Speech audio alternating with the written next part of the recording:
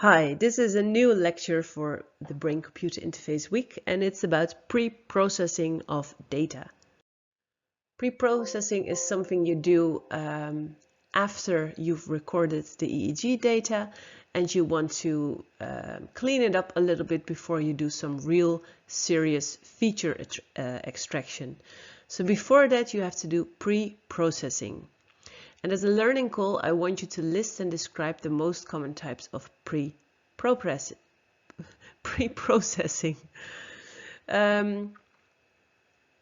I won't be able to go into detail into every of these steps in the cycle, and pre-processing is something I will touch upon only slightly, and let's face it, it's only 1 week, so you don't have to know everything.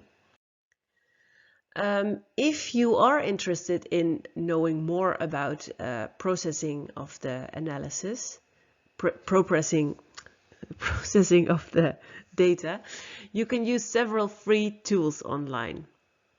For example, Field Trip, which is made in Holland by Marcel van Gerven, among others. BCI 2000 is a BCI platform from Germany, US that I helped contribute a little bit when I was a PhD student.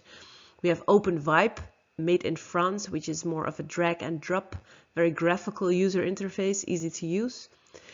And for analyzing EEG data, you can use EEG Lab, which is a plugin for MATLAB, which works really nice. And there are a lot of tutorials available for all of these platforms, and this is why I show you the names. So if you want to know more, Google them and you quickly find more information. Okay. So I want you to be able to list the most common pre-processing steps. So you would be able to say it's artifact removal, spectral filtering, and spatial filtering. What do we mean with that? So pre-processing in general is a procedure of transforming raw data into a format that is more suitable for further analysis and interpretable for the user. And in the case of EEG signals, pre-processing usually refers to removing noise from the data to get closer to the neural signals.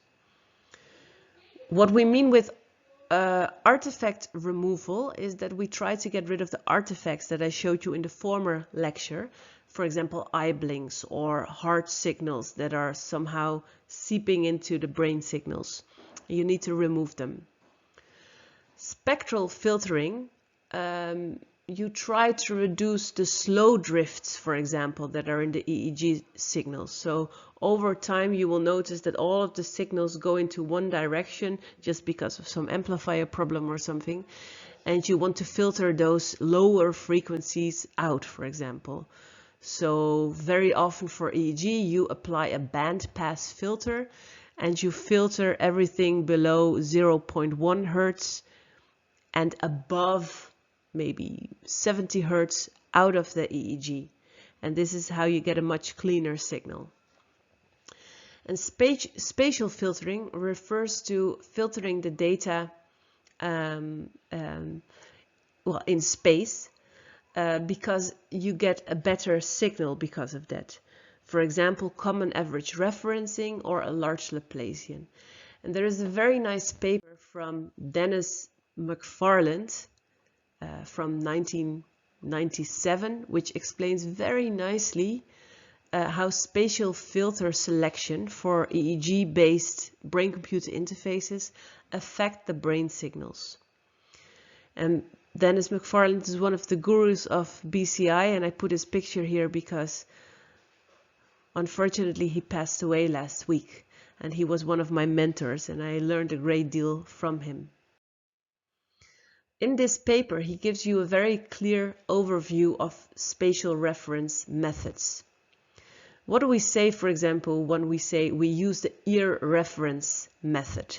For this, we place one reference electrode on the earlobe or just behind the ear, and then we measure the EEG signal between the electrode, for example this black electrode, I don't know if you can see my cursor, so let me use my thing, this electrode against that electrode, and that's the ear reference, or this electrode against this electrode. This is one very simple spatial filtering method. So it's a difficult word for something that is not so difficult. Then we look at common average reference method.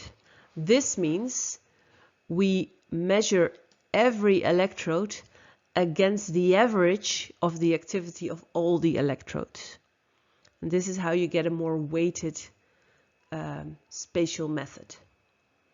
Another way of doing it would be to use a small Laplacian, where you measure the activity on one electrode against the average of the surrounding 4 neighbors of the electrode. And a large Laplacian is where you measure the activity of one electrode against the activity of the 4 a little bit further away neighbors. And why would you do that? Why does that matter? Well, if you look at the brain signals, you see that you can use different kinds of, let me look at this picture.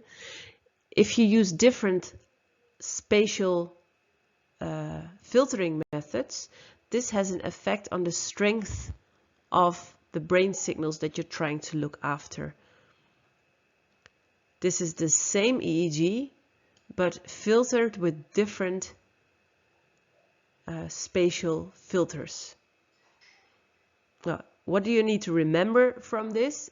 Only that when you're interested in particular brain signals, you need to make sure that you know the literature and know what kind of method works best for this particular kind of brain signal, so you choose the right spatial method. Okay? That was it for the pre-processing methods. I will put the slides on Canvas, and thank you very much.